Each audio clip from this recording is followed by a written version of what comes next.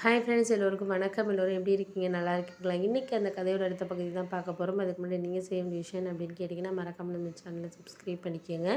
கீழே இருக்க பெல் பட்டனையும் கிளிக் பண்ணுங்கள். அப்போ தான் நான் வீடியோஸ் போட்டோடனே உடனுக்குடனே உங்களுக்கு நோட்டிஃபிகேஷன் வரும். ஸோ மறக்காமல் சேனலை சப்ஸ்கிரைப் பண்ணிவிட்டு வீடியோ பாருங்கள் ஃப்ரெண்ட்ஸ். வாங்க நம்ம கதைக்குள்ளே போகலாம்.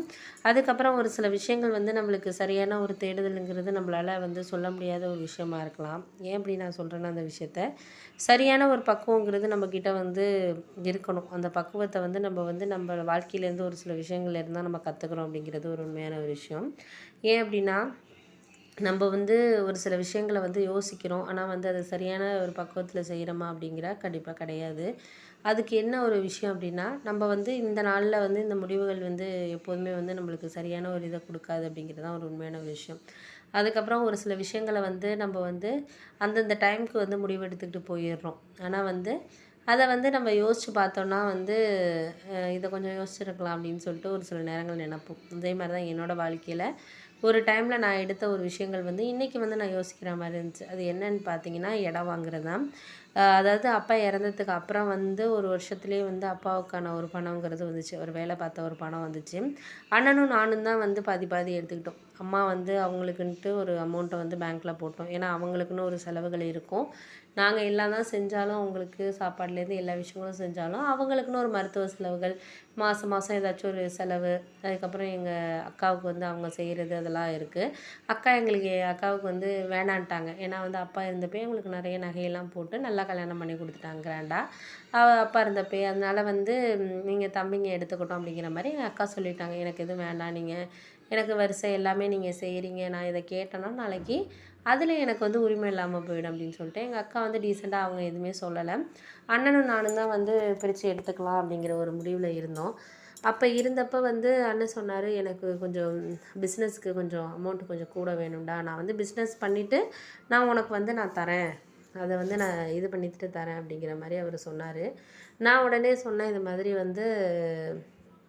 என்னென்ன இப்படி சொல்கிறீங்க அப்படின்னு சொல்லிட்டு சொன்னதுக்கு, அப்புறம் எனக்கு ஒரு சரி அண்ணன் அவரும் அப்பாவுக்கு ஹெல்த் இதுக்கெல்லாம் நிறைய பார்த்துருக்காரு, அவருக்கும் மெடிக்கல் இதெல்லாம் பார்த்துருக்காருன்ட்டு நான் 1,00,000 நீங்கள் கூடவே எடுத்துக்கங்கண்ணே அப்படின்னு சொல்லிட்டேன். ஏன்னா நம்ம அந்த நேரத்தில் பணத்துக்கு முக்கியத்துவம் கொடுத்து பேசிக்கிட்டு இருந்தோம்னா உறவுங்கிறது ஒரு இதில் இது இல்லாமல் போயிடும் அப்படிங்கிறதுனால நான் சரின்னு சொல்லிவிட்டு அண்ணன்ட்ட 1,00,000 10,00,000 நான் 4,00,000 எடுத்துகிட்டு அண்ணனுக்கு 6,00,000 கொடுத்துட்டேன்.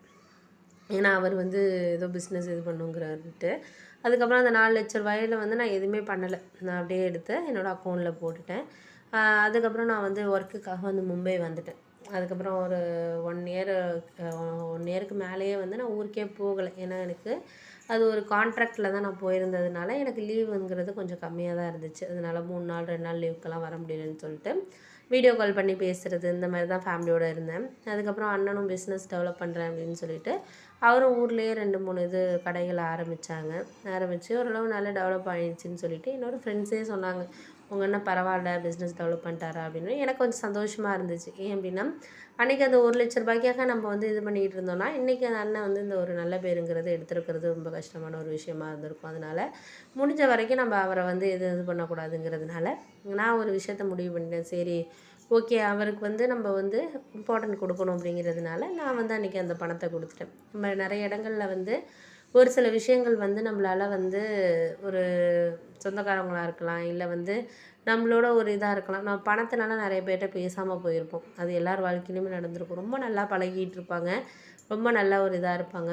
அப்படி இருக்கிறவங்க ஒரு 1000 2000 பணத்தில் கூட இத்தனை வருஷம் ஒரு 10 வருஷம் பழக்க வழக்கங்கிறது நம்மளுக்கு இல்லாமல் போயிடும். அதனால் பண விஷயத்தில் நம்மளுக்கு அந்த பழக்க வழக்கம் தான் முக்கியமே தவிர அந்த 1000 ஏன்னா அன்றைக்கி அவங்கள்ட்ட அந்த சூழ்நிலை இல்லாமல் இருந்திருக்கலாம். அதாவது பணம் இது பண்ணுற ஒரு சூழ்நிலை இல்லாமல் இருந்திருக்கலாம். அதனால நம்ம அதை நினச்சி நம்ம இது பண்ணிக்கிட்டு இருக்கக்கூடாது. முடிஞ்ச வரைக்கும் நம்மளால் சரியான ஒரு இதுங்கிறது நம்மளுக்கு இருக்கணும். அதை நம்ம என்றைக்குமே புரிஞ்சுக்கிட்டோன்னா சரியான ஒரு இதில் இருக்கும்.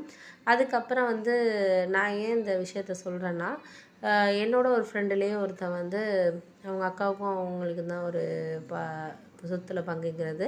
அதை அவங்க அக்காவுக்கு கொடுக்காம இவனே எல்லாமே ஃபுல்லாகவே எடுத்துக்கிட்டான். அவங்க அக்காவும் கிட்டத்தட்ட 7, 8 வருஷமாக பேச்சுவார்த்தையே இல்லை. இப்போ இவங்களோட மேரேஜுக்கு கூட அவங்க அக்கா வரமாட்டேன்னு சொல்லிட்டாங்க. ஏன்னா அவங்களுக்கும் ஏதாச்சும் ஒரு ஷேர் ஓரளவு பணம் எதை கொடுத்துருந்தாங்கன்னா அவங்களும் லைஃப்பில் கஷ்டப்பட்டுட்டு தான் இருக்காங்க. அவங்களும் ரொம்ப வசதியாலாம் இல்லை. அவங்க ஹஸ்பண்ட் டிரைவராக இருக்காங்க. அவங்களும் 2 குழந்தைங்கள வச்சுட்டு வாடகை வீட்டில் வச்சுட்டு ரொம்ப கஷ்டப்பட்டுட்டு தான் இருக்காங்க. அப்படி ஒரு சூழ்நிலை இருக்கவாசி இவங்களுக்கு ஏதாச்சும் ஒன்று பண்ணணுங்கிறதுனால ஏதாச்சும் பண்ணி தானே ஆகணும். எதுவும் வந்து காசு பணம் வந்து இது மாதிரி இது பண்ணிட்டா என்ன பண்ணுறது அப்படிங்கிறத யோசிக்காமையே வந்து இது பண்ணிகிட்டு இருந்ததுனால சரி ஓகே நம்ம பார்த்துக்கலாம் அப்படின்னு சொல்லிட்டு நான் ஒன்றுமே சொல்லலை. சரி அப்படின்னு சொல்லிட்டு அவன் என்கிட்ட இந்த விஷயத்த சொன்னப்போ நான் எதுவுமே சொல்லலை. ஏன்னா நம்ம வந்து அவனுக்கு அட்வைஸ் பண்ணக்கூடாது. அது அவனோட முடிவு அப்படிங்கிறத நம்ம யோசிக்கணும். அன்றைக்கி அவன் வந்து கொடுத்துருந்தானா இன்றைக்கி அவங்க அக்கா வந்து சபையில் நின்று எல்லாமே செஞ்சுருப்பாங்க. அவனுக்கும் ஒரு யாராச்சும் ஒருத்தவங்க இருக்கிறாங்க அப்படிங்கிற அக்கா இருக்கிறாங்கங்கிற ஒரு தைரியத்தில் வந்து ஒரு உறவு நீடிச்சிருக்கும் அப்படிங்கிறது தான்.